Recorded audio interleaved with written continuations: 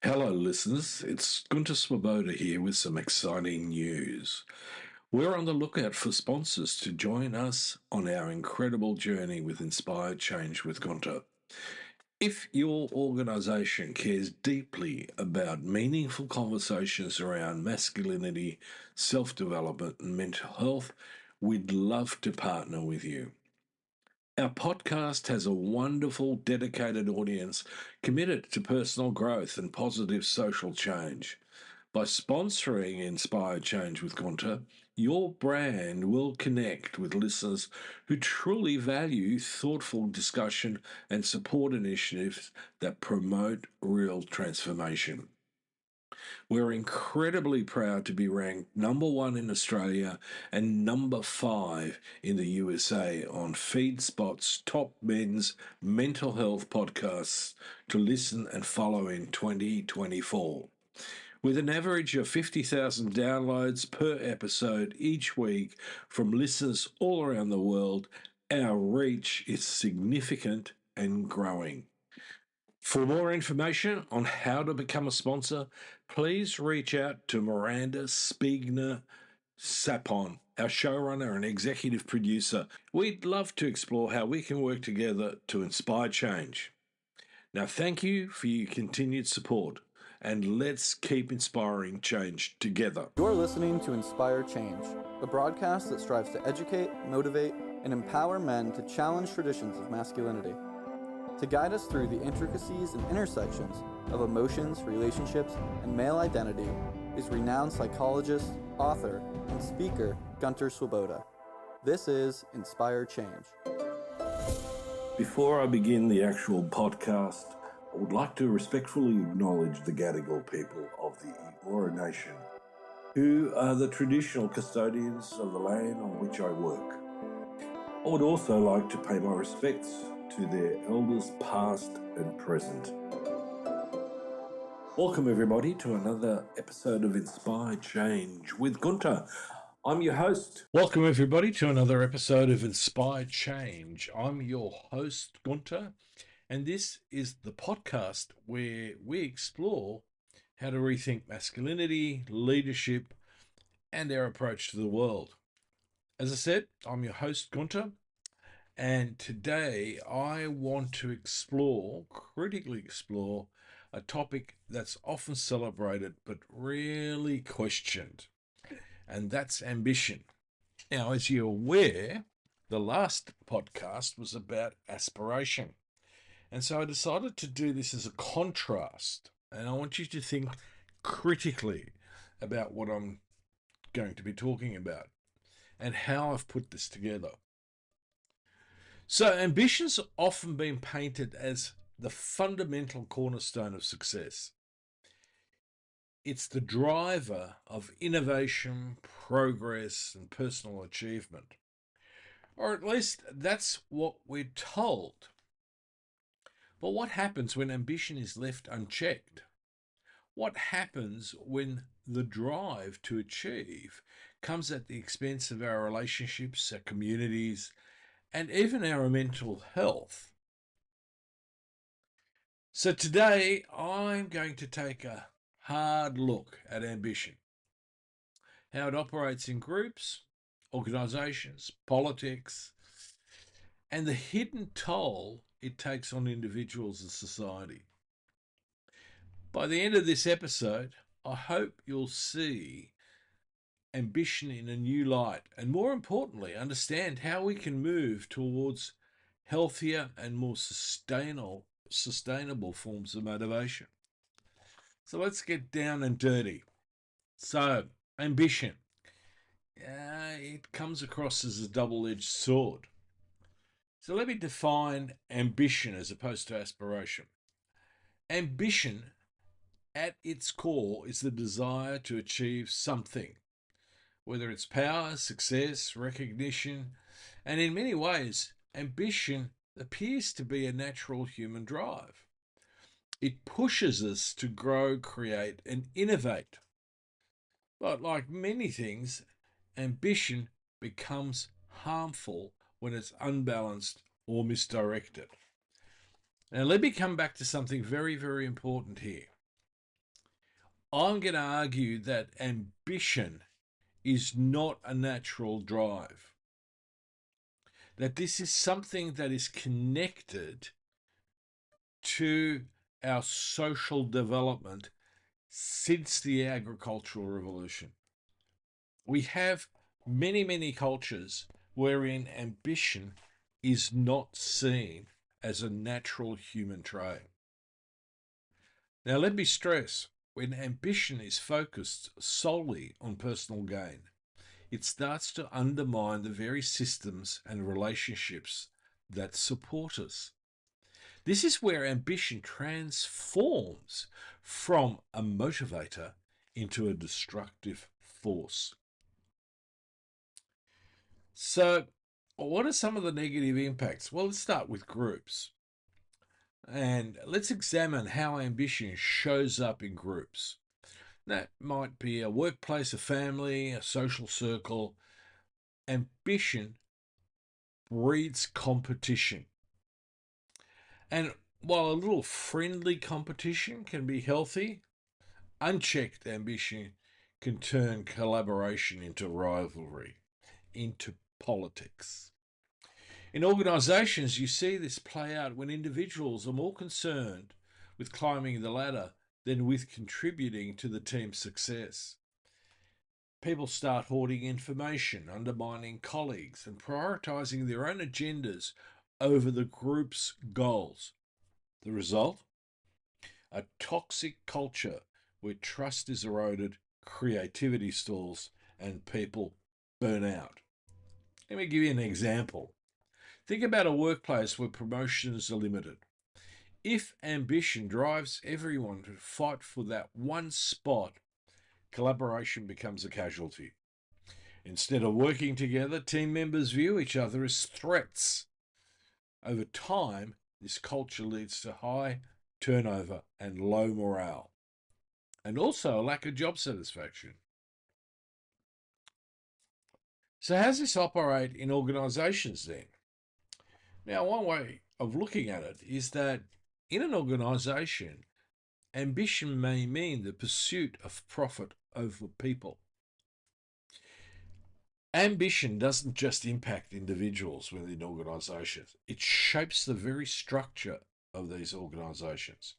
Many companies, especially in capitalist systems, are driven by a relentless ambition for growth and profit. While this ambition can fuel innovation, mostly it comes at a cost. Consider companies that prioritise quarterly earnings over employee well-being. Ambition for financial success leads to cost-cutting measures like layoffs, overworking staff, or neglecting ethical practices. Employees become disposable resources rather than valued contributors. Now, this kind of ambition creates a cycle of exploitation. Leaders push for higher outputs without addressing the human cost.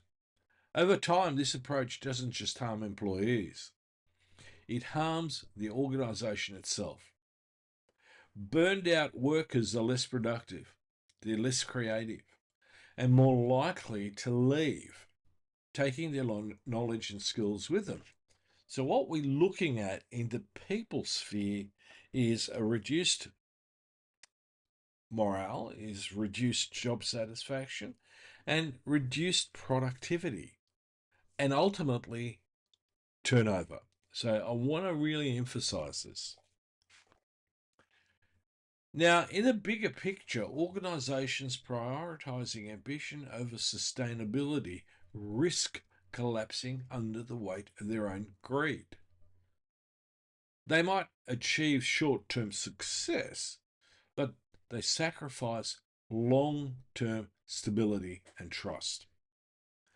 And ultimately, any healthy ecosystem, whether it's a natural biological one or whether it's a social one, ultimately requires stability and trust. What about politics? I mean, we've just, been through a staggering, couple of years where ambition, aspiration, and politics are pitted against each other. So let's shift gears. What's going on in the political realm? What happens when ambition plays out on the grandest scale? Now, in politics, ambition is a double-edged sword. On one hand, ambitious leaders often have the drive to enact change. On the other hand, unchecked ambition for power can lead to corruption, divisiveness, and authoritarianism. Does this ring bells? Of course it does. You know, Trump is about to move into his second term. And most of what we're seeing in that realm is naked, unchecked ambition.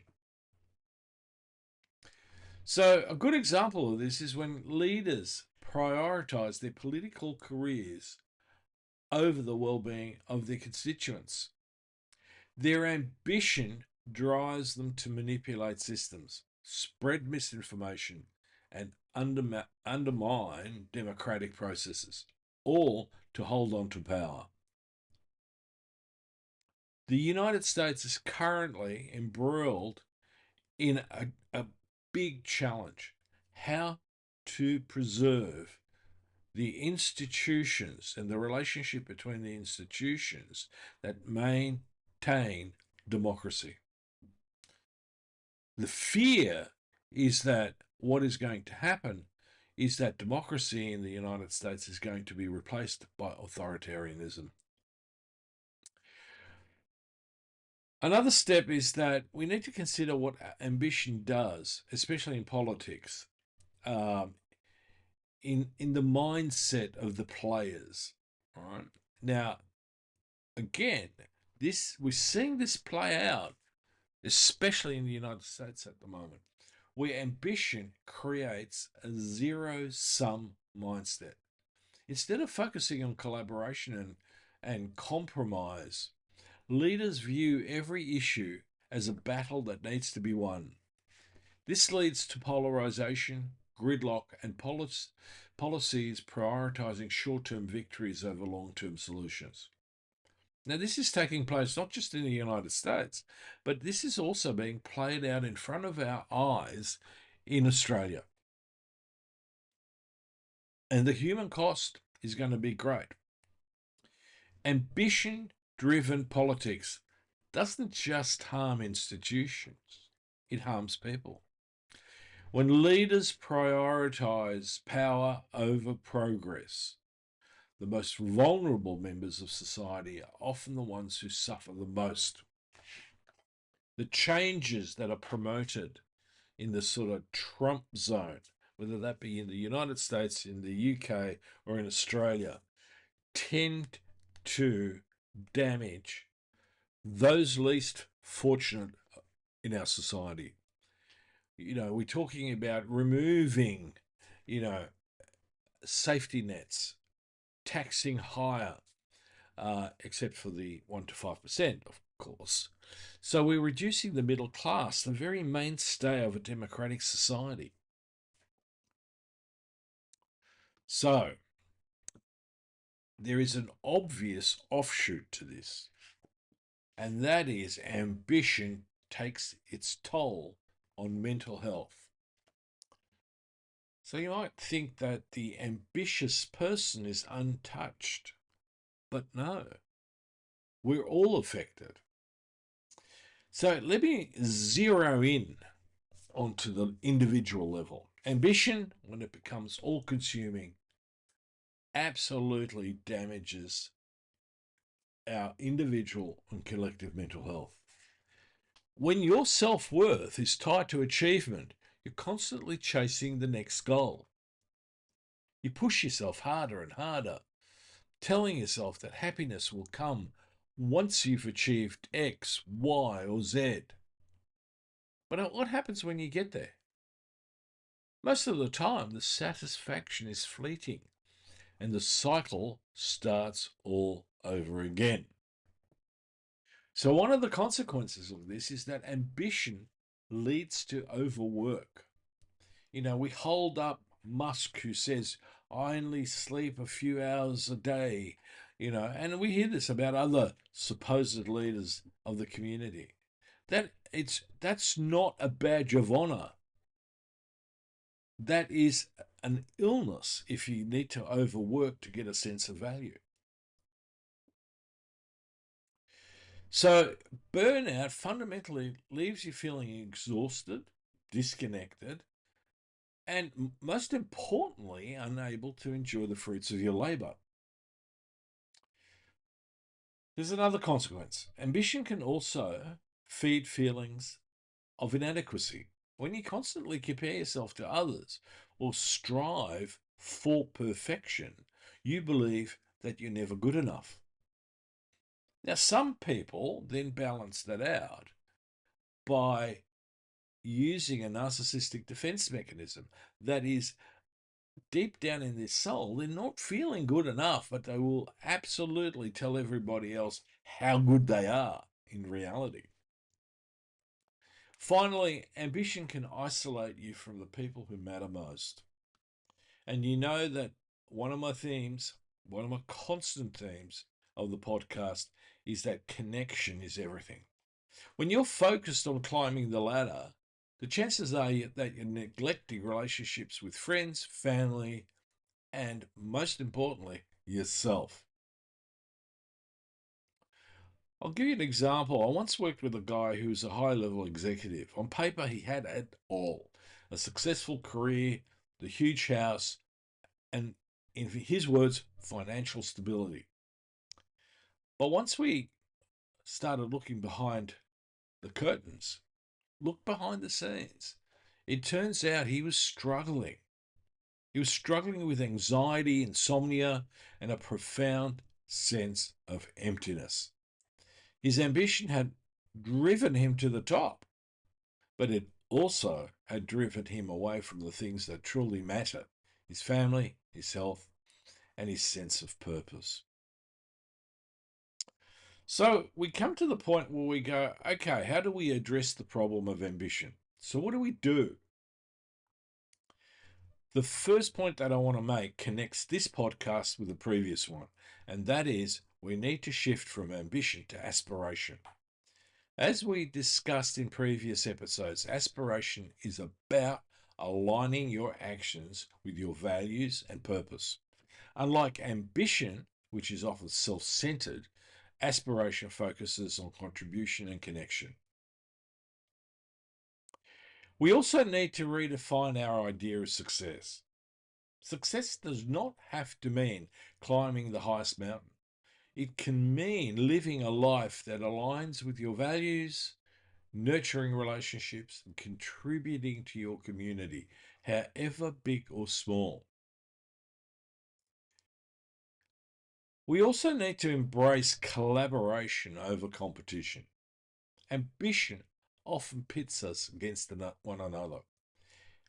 Instead, when we focus on building systems that encourage collaboration and share success, we are fundamentally mentally healthier, as well as physically healthier. We need to prioritize mental health. I mean, we talk about it and we talk about it and we talk about it ad nauseum.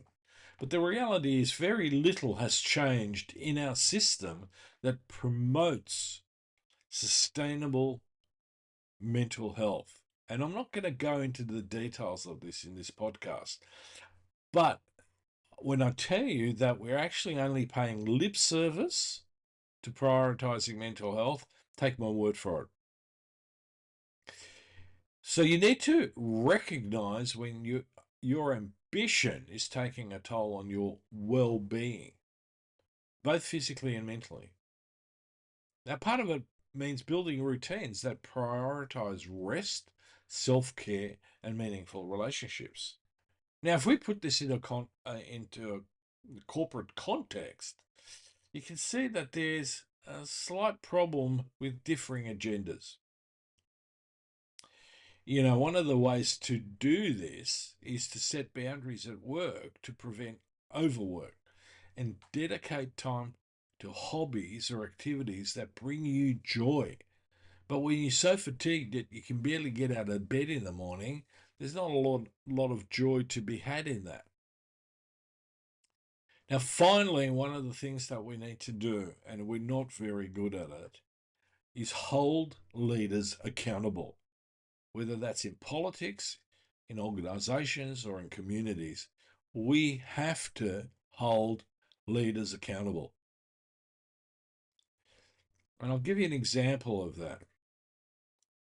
One of the things that is useful is that we advocate for transparent policies in the workplace or community that prioritize ethics over profit or power. And that's where things fall off the rails. We need to refocus on that. So, with regard to this podcast, what are some of my final thoughts? Yeah, well, as we wrap it up, I want to leave you with this thought. Ambition isn't inherently bad, but it requires a connection with values, because without it, it becomes a destructive force where trust is eroded, as well as relationships and mental health. The key antidote to ambition is aspiration. It's about focusing not on what you can achieve for yourself, but on what you can contribute to others. It's about finding purpose, fostering collaboration, and building systems that support both the individual and the collective well-being. So let me thank you for joining me today on Inspire Change.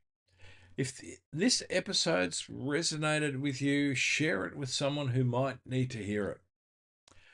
Let's keep challenging the norms, and let's keep inspiring change, one conversation at a time. So until next time, take care of yourself, take care of each other, and keep aspiring to something greater. This is me, Gunter, signing off, and I hope to have your company in the next podcast. Till next time, this is me signing off. Love to hear from you. And if you're interested, please check out my work on www.gunterswoboda.com or www.goodmengreat.com. Thank you for listening to Inspire Change, a broadcast that strives to educate, motivate, and empower men to challenge traditions of masculinity. For more information on the Making Good Men Great movement, or for individual or group coaching sessions with Gunter, visit goodmengreat.com.